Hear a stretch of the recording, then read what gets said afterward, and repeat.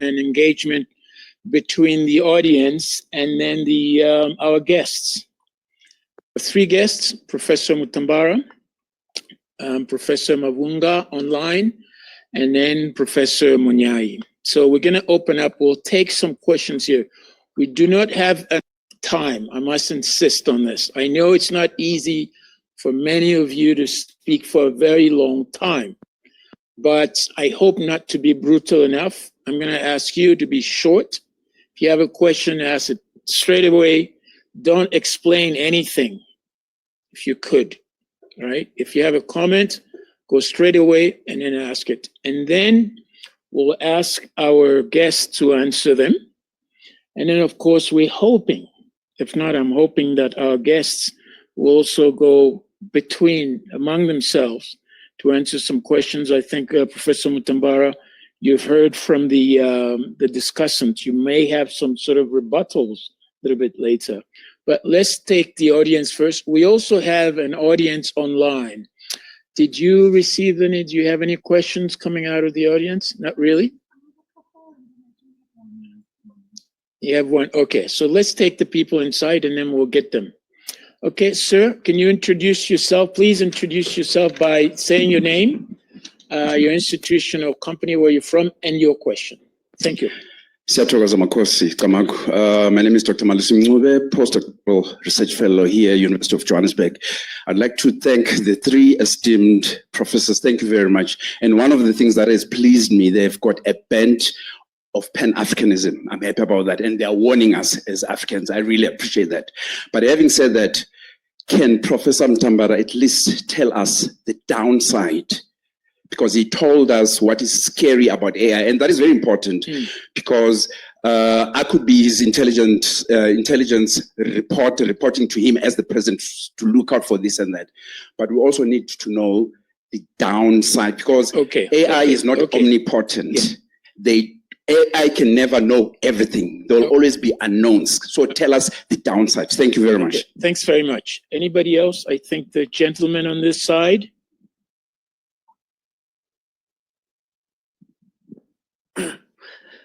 Greetings respectively to the sitting. My name is Tato Sekwele. Can you speak a little bit louder, Tato? Okay, I'm saying greetings to the sitting. My name is Tato Sekwele, affiliated to University of Johannesburg, Faculty of Engineering. Mine is more of engagement. So with regards to globalization and the geopolitics, what the Professor Mutambara and Prof. Munyai spoke about, mine is one on that, the geopolitics and what are the relationships. So we have to start by looking at 1D, deglobalization to reglobalize. So that will speak about looking internally at in-house built solutions that will be proliferated. So to proliferate one system, I will mention this nuclear non-proliferation bill that was passed the beginning of our democracy. So we should proliferate that bill so that we're able to have in-house solutions that speaks to revolutionizing our data, revolutionizing our software, GPUs, hardwares, and the technologies to advance science, technology, and innovation within our own length and breadth of this nation, not only this nation, but this continent. And the second part is also on military mechanics.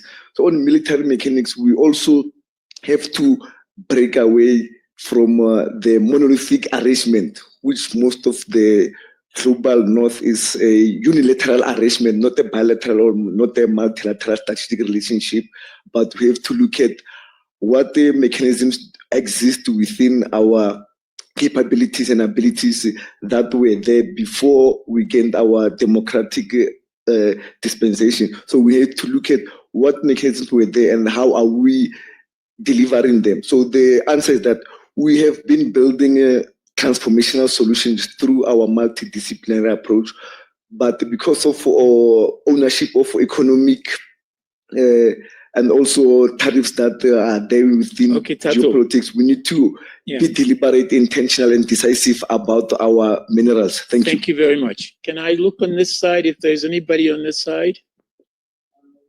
We're going to take 3. Can you be short enough, very quick, and we'll see if we can get a 4th one, and then we'll open up for the for our guests.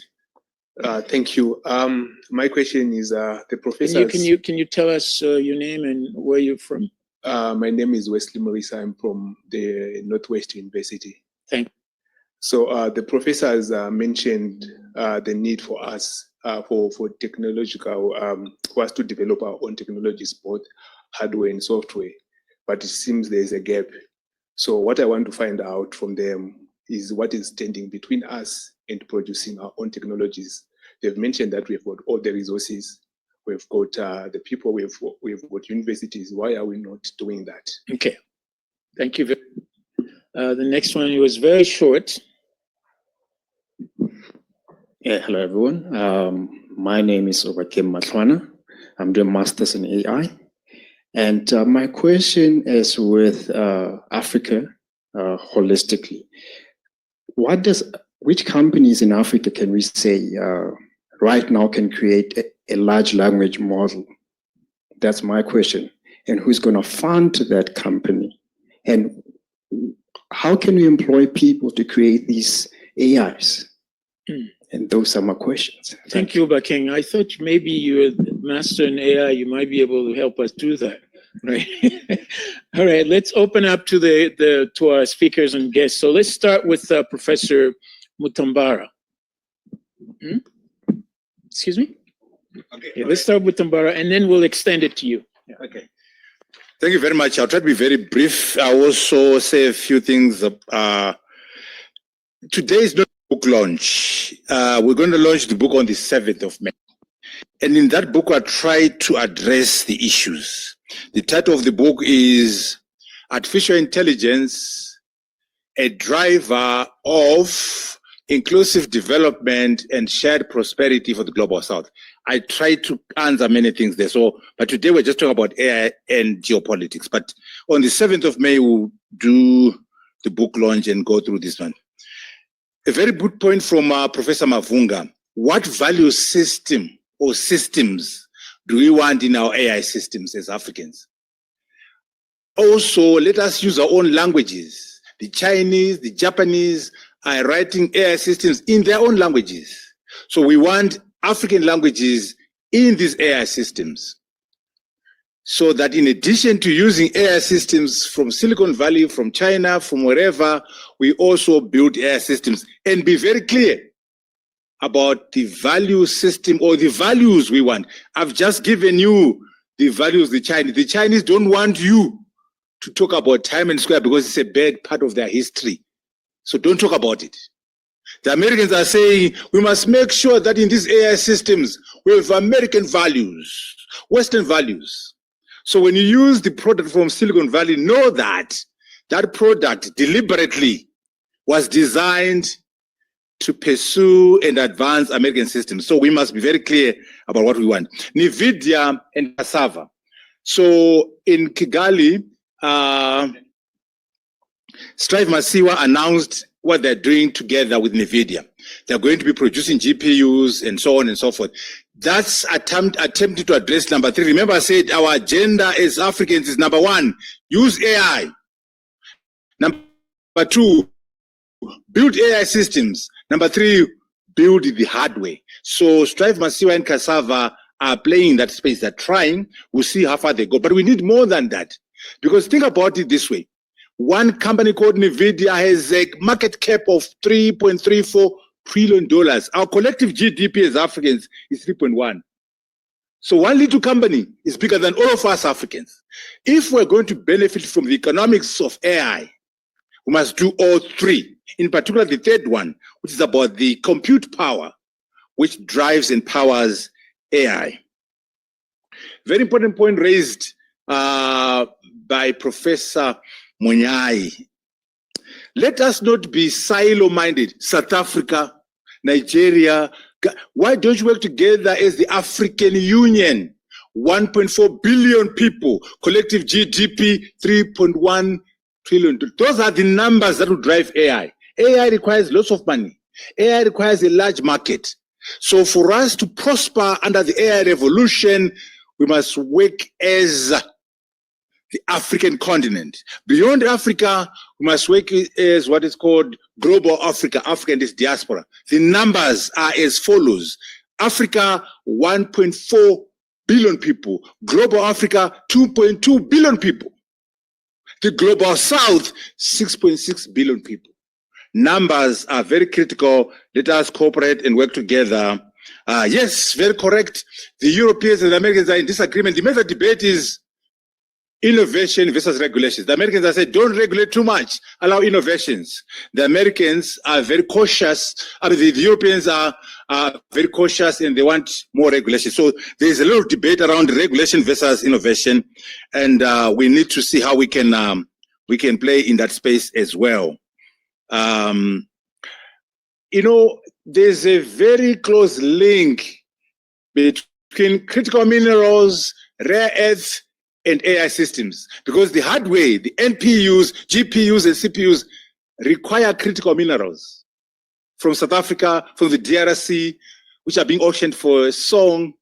So why don't we as Africans leverage the natural resource base, our critical minerals, our rare earths, and be able to use that as a basis of partnership, as a basis to participate and be able to play a role. What's happening in the DRC is a travesty of justice. We can't trade off $20 trillion for $50 million.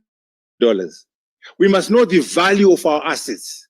And it's a short-term move that the DRC is doing. But if we're working as SADC or as the continent, we'll be able to avoid that situation. Just on the audience, downside, we see in the future that the future does not belong to robots on their own. It belongs to the human being plus the robot, what we call human augmentation or human 2.0. So the doctor and the machine will produce a better doctor. The engineer plus the machine, a better engineer. So human augmentation, human 2.0 is what we profile. And we're not necessarily pushing for the replacement of the human being. But we are simply saying that you must know that there is super intelligence coming, and we must close on the LLMs. LLMs, the last one. You know, LLMs, these guys have 200 PhDs in the same company. So you need lots of human capital. You need lots of energy. You know, there are companies now that are setting up private nuclear plants, power plants, because the energy required to run an LLM is so huge. So individual companies are coming up with nuclear power plants to power AI. So you need human capital, you need energy, you need serious money, $100 million, $200 million. So we need to make sure we mobilize the education, the energy, and also the cash. That can be done through numbers. Thank you. We do that through numbers. Thank you very much. Can I ask Professor Munyai to very quickly come on board and then provide some insight? And then after him, I'll ask Professor Mavunga to also add a few things. And then we'll take one question from the online, and then we'll have to close it. No, it's okay. No, we can take more from the. Can take more. Okay, great. We take all the people online. We take all of them. Well, thank you. Good questions that came up. I'll try to sum some of them. I think when it comes to issue of globalization and deglobalization, I think one thing that we need to remember is that most countries, developed countries, at the moment, they are deglobalizing in areas where they have disadvantage, where they're not competing well. They close on those areas. However, they are pushing globalization in areas where they have comparative advantage. And one key area is on this new technology issue, that digitally, they tend to advance globalization massively. Your Facebook, all these companies that are coming, Amazon and the like, e-commerce and all, it's globalization. At a time when Trump is talking about deglobalization at home. So I think we need to understand exactly what is happening and what should be our position in dealing with that. The other element to answer my brother right here, who's studying AI at UJ, is that perhaps we need to learn from India, Russia, and Western countries. But I can only speak on what I witnessed in China, is that in China, universities are now no longer dealing with the workplace of the past, where you study and finish your degree in AI and you search for a job with a CV and get a job. That's the old way. The universities in China and working with government are putting these students who are doing very well, come up with products, workable products, and assist these students to form their own companies, so that by the time they finish their degrees, they have their companies that are going to run, and the university will have shares in those companies, but assist them how to run business, how to do. So the question of entrepreneur is not something that you go and learn outside the university. You move from university as not seeking for a job, but as an employer. You have a job straight from the university. I think we have to think innovatively to try to address some of the challenges that we have around these issues. We have the minerals, we have land, we have the brains. I think what is needed is thinking visionary leadership and bringing in scholars, business people, and government officials, and sustain some of these policies we have. These things of 3-4 years, governments that come like bubble gums, they stay in 2 years and they're out and cut off all these policies, start afresh. I think it has to come to an end. We have to be consistent and drive some of these agendas, not as just South Africa, but at a SADC level. Ensure that we bring everyone on board and find innovative way at a continental level so that we work together and close ranks in these important issues. Thank you. Thanks, Professor Munyai. Professor, do you have anything to add, or at least respond to some of the questions? Yes, I do. As Excellent. a general statement, I echo what Prof. Mutambara said about the DRC deal. It was a very bad deal. But it's also a symptom of deals that our governments enter without actual verifiable and verified knowledge, using resources that can geomap them. You have across the table investors, so-called, that are coming in knowing exactly what is underneath our soil. And here we are on the other side of the table, not knowing exactly what is under our own soil, which we step on every day. So that's a gap we need to address. It's something we can address. Secondly, what do we import and how do we choose to import things? I have often said, and I will say it again, between getting a tractor and getting equipment to make a tractor, I choose to get equipment to make a tractor if I cannot make it, because that opens up possibilities for reverse engineering and other forms of re-innovation as opposed to renovation. I think that also cuts out a lot of redundancies in terms of a foreign currency outflow. For all the talk about the diaspora, I do not think our governments have done enough. There are a few pockets that are beginning to happen. People may say what they want about Rwanda, but that's a classic case of how Africans are being mobilized beyond what political persuasion you may belong. United in the idea that when you come there, there is a space where you can actually innovate.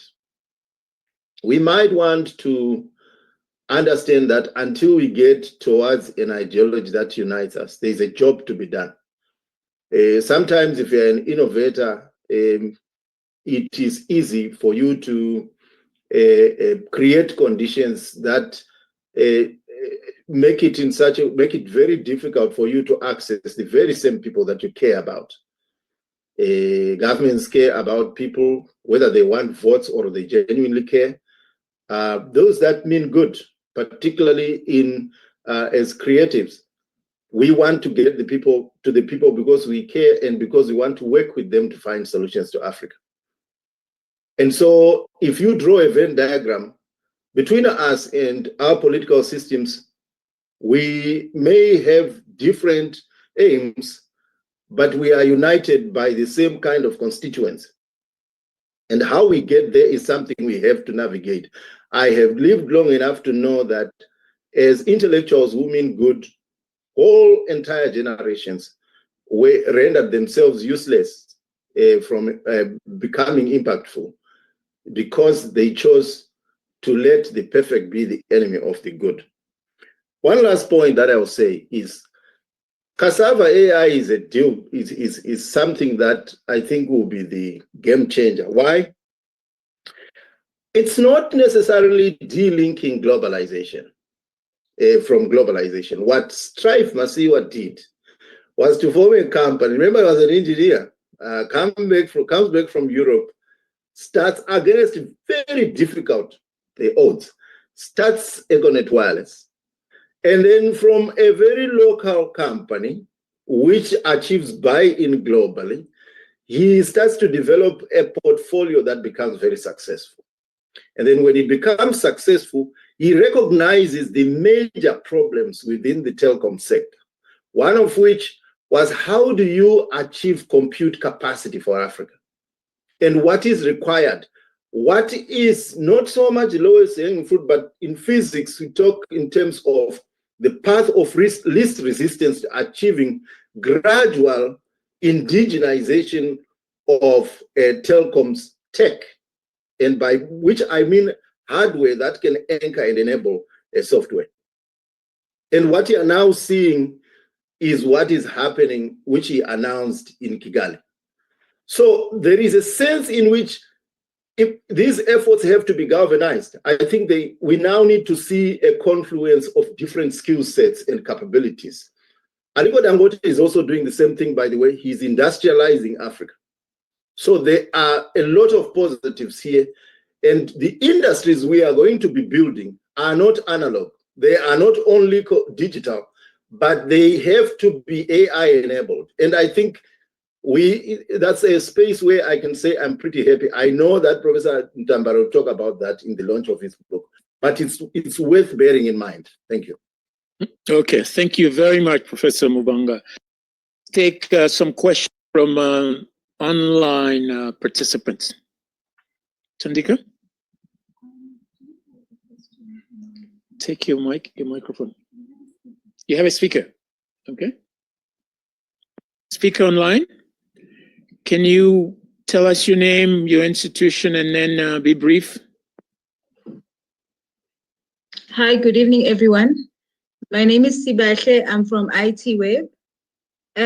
I'd like to pose my question to any of the speakers.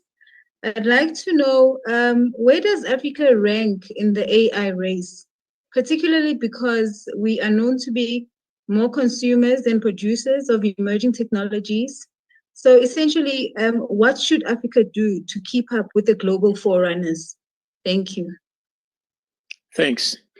Is there a second one, probably? Or you have the question, you can read it there. It should be on. It's on now. Yeah. So we have a couple of questions. The first is from Dr. Sereko, who is asking any of the speakers, what are the dangers of AI in South Africa? Specifically in the context of the current time unemployment rate.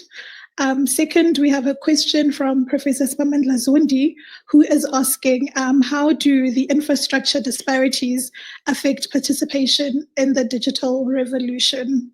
Third is from Francis Lamola, who is asking in the changing nature of corporate service work, which HR roles will evolve, which will become redundant? How will organizations measure HR's value in an AI-powered world?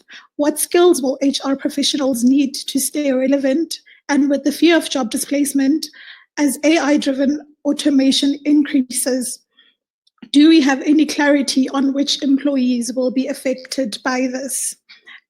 We have another question also open to any of the speakers from Dr. Evans Sogomba, who's asking, what does the launch of AI factories in Africa by Cassava AI mean for African democracy? And how will this influence the global politics? Another question also open to any of the speakers is from Professor Gabriel Kadanga from the UKZN, who's asking what strategies should African countries have to manage, firstly, data colonization and digital resource inequality, and then also in the realm of military applications and autonomous weapons. Lastly, Dr. Crispin is asking, is it possible for Africa to develop AI systems with the borrowed knowledge from the North? And then we have a final one directed to Professor Mtambara. And this is from Ben Hoven. Sorry, just a moment. I think that was a good one.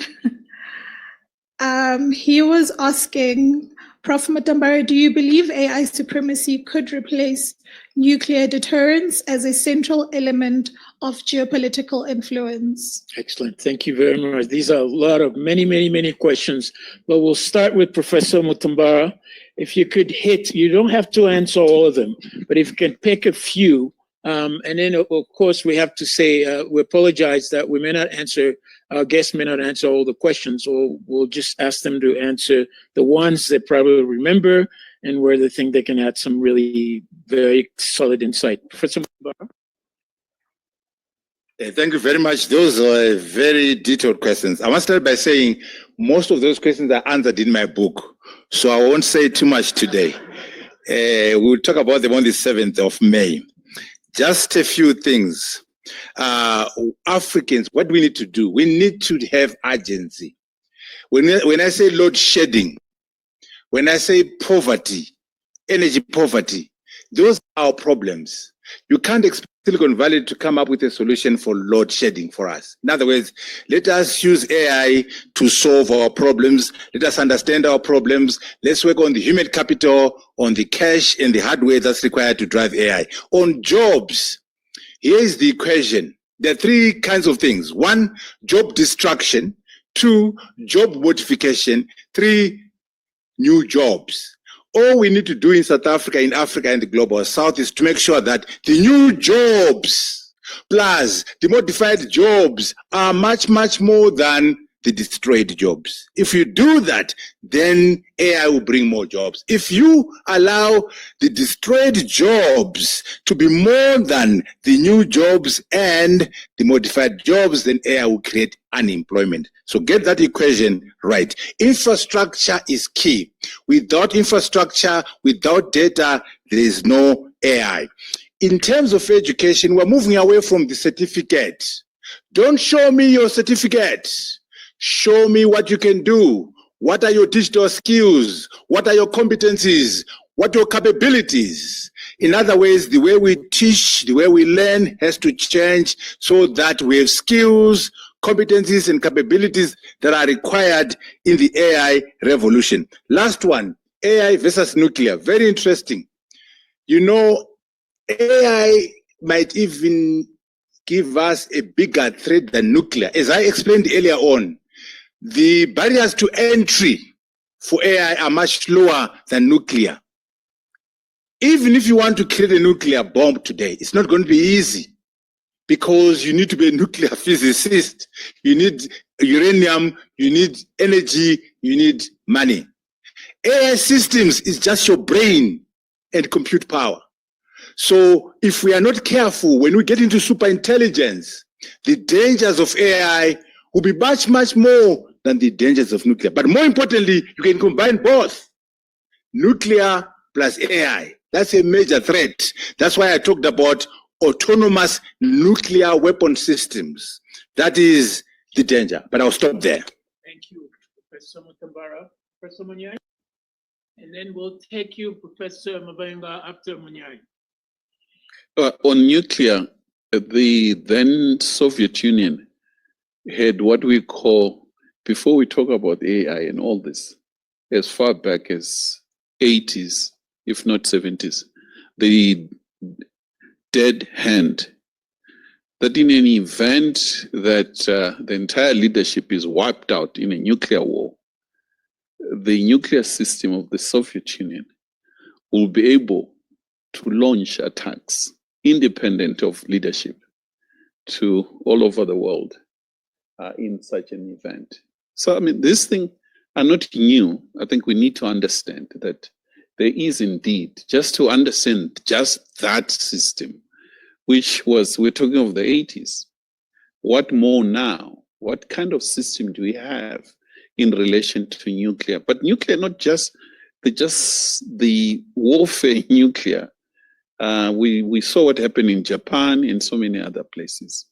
And the systems that we use as we, in cities and our system, data, all what we're talking about, there is also fear that if not managed, if there are no rules, if there's no regulation, this can be used to harm instead of developing societies. I think when it comes to Professor Zondi's question, indeed, the disparity in terms of rural urban, it will remain a huge issue unless governments invest more in rural areas and find best way of ensuring that a rural area does receive required resources using technology. One program, an additional program that I found out in China, is that when it comes to high school students, people, they using AI. They are using those in high school to help primary students in poor areas using AI. So instead of parents, they don't have time just to answer homework questions, student to student teaching. I mean, there's so much that can be done to ensure that through digital, we can bring in those in poor areas in. But there should be a clear way of thinking at the highest level. Also, innovative way of thinking. But at the end of the day, I think our topic is the impact of all this in geopolitics. A lot of thinking is required, more resources, plus more thinking in terms of assisting at the policy level on governments, at a regional level and a continental level, so that we go beyond talking. We start doing in terms of putting all these resources and speak as one African continent. Thank you. Thank you very much, Professor Monyai. My question is, are African government listening and doing? These are two rhetorical questions. But anyway, Professor Mabunga, could you, okay, go ahead, please. I would like to throw that question to you at the risk of sounding controversial. What have we, the academics, done? Number one. Number two, what value proposition have we offered, A, the government, B, those industrialists that might listen to us, with anything that's worth listening to? So I'm throwing that right back at us. So number one. Number two, the biggest geopolitical threat to Africa is its youth. The youth are potentially the biggest geopolitical blessing and resource. Mind you, today, anyone who is using a cell phone is more or less using some form of AI anyway. So that's already happening. The most tech-savvy people are usually young people or people who have challenges and are solving them in everyday life. I'm a Zimbabwean. Usually when I'm home, I'm either in the street or in the village. I see this happening every time. When I'm in rural Kenya, I see this every time. Are there challenges? Yes. The number of computers in the number of schools that have computers is still very low. Even in Kenya, where we are told about Silicon Savannah, when you go out of Nairobi, in places like Nyeri, you will find the regional high school, the best school there, only have 50 computers or 100 out of a 2,500 child population of kids. That these are the realities, that sometimes the talk does not match the reality on the ground. And yet here we are expecting that young people who are being prepared to embrace AI and so forth. Well, it's also true that a good number of young people are now also using cell phones. Could we shift the platform so that the main computing can be done on a cell phone instead of a laptop? I don't know. And how do we ensure that becomes the primary knowledge access and innovation platform? That's another question. What I know is this: problems are our money. We should not be running away from them. We should be going towards them before we call people to come and solve them for us. Let's remember, we are losing money by doing so. Now, who are our partners? It depends on which governments. There are some governments that are receptive to bold ideas. We need to gang up. Those of us who are willing, gang up and do what needs to be done. Each and every one of us is doing something on their part, at least the committed intellectual who has committed suicide to mere academia. The question is, can these efforts be galvanized so that there is a critical mass, a critical force towards what we aspire to achieve? Thank you. Thank you very much. We will take one or two more questions and then we will close. Any questions, comments, or insults? No, I'm just kidding. Anybody? Good. So if there are no questions, no comments, I want to say thanks. Oh, there is somebody on the other side there, yeah.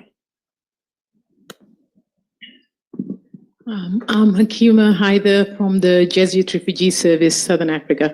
I don't know if it's a question or maybe like a thought thrown in, because I think when Professor Munyao talked about Rwanda and saying that we're talking about AI in Rwanda, what are they likely to do with it?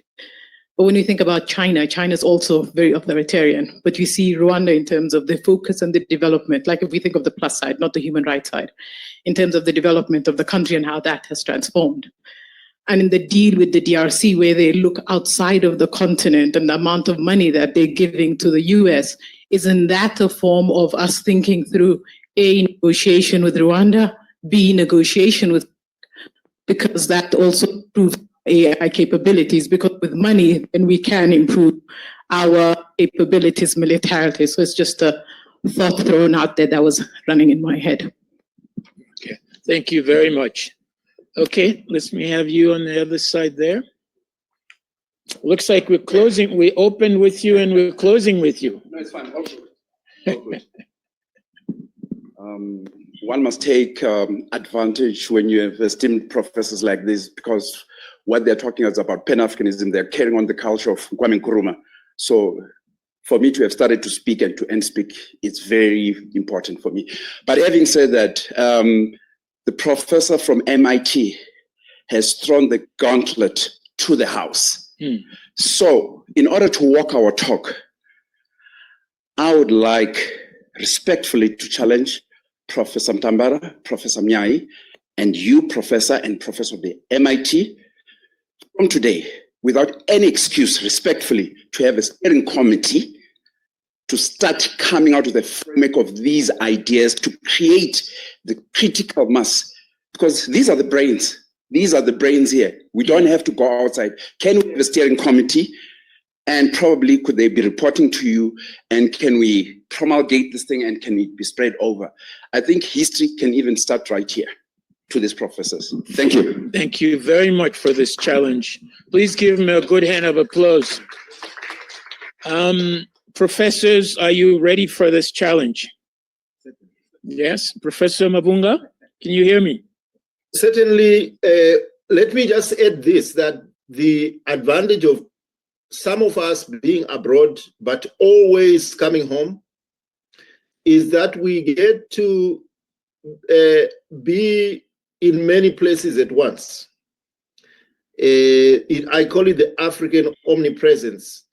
I just feel sometimes that we have not harnessed that power. That's one of the reasons why I've been trying to stay close to Professor Mtambara, because I know University of Johannesburg, I've been following it for quite a while, since when Professor Chilidzi Marwala was at the helm. And the amount of things that have happened in the AI space and in languages is immense. I think it should be built on.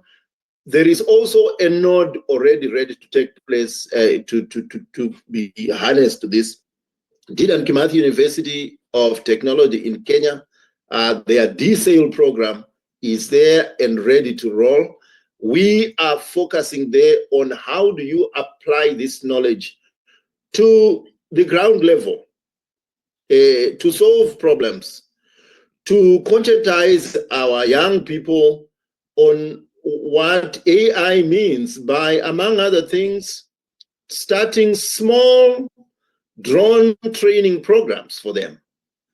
And then we crowdsource how they are going to use them. You will be surprised by how much young people can be, when caught early at that stage, can actually do wonderful things. Last place I think of is the responsible AI lab in Ghana, led by JJ.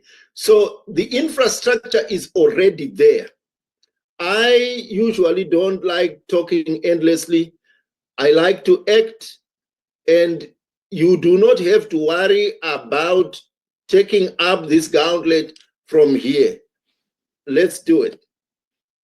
Thank you very, very much. Please give them a good hand of applause. And before we end and we close, before we go to the breakaway for the Madibeng lunch for a light meal, is that right? And then I ask Professor Mutambara to do a thanks, closing thanks. I'd like to quickly pick up a few things. I'm not summarizing, but these are the things I have in mind as remarks. I think it is very clear to all of us before we even came here, and then reinforced by the conversation, the presentation of our guests, is that there's a profound artificial intelligence revolution underway. The question is, would Africa take advantage of that as well? That we know the answer. It's in the wind. But most important, clearly it is say that in the end, the story must go back to the beginning. And our beginning was the theme of this seminar, the impact of AI on geopolitics. 2 or 3 things I want to leave with you as takeaways. The first one, I think, from Professor Mutambara himself, is that artificial intelligence affects geopolitics largely and profoundly, and then also vice versa. Yeah. The second one is that, of course, it is really redefining how global powers are shaping themselves, and of course, being hard power, soft power, but also the abuse and usage of it's going to be very critical for tomorrow. And then the last one is the role of African sovereignty into this whole profound revolution. Africa is going to have to define itself. Many of you here will do it. And I think there's a personal responsibility on how we do that, but it's also organizational, but also national and continental ways to have an architecture to make that happen. On this note, I want to say thanks to all of you online and in person here, and please give yourself a good hand of applause. Professor Mutambara, please. Thank you very much, Kofi, for chairing this session. And I want to thank you all for coming. And as we go, let us remember all these ideas will rise or fall on leadership. Leadership in the academy, leadership in civic society, leadership in government. Secondly, agency. We must take responsibility for our lives. Agency says, be the change you seek to see in the world. Be the change you seek to see in the AI revolution. I thank you so very much. Thank you online, and thank you in person. And those who are here, you can go for a light meal. I thank you so very much.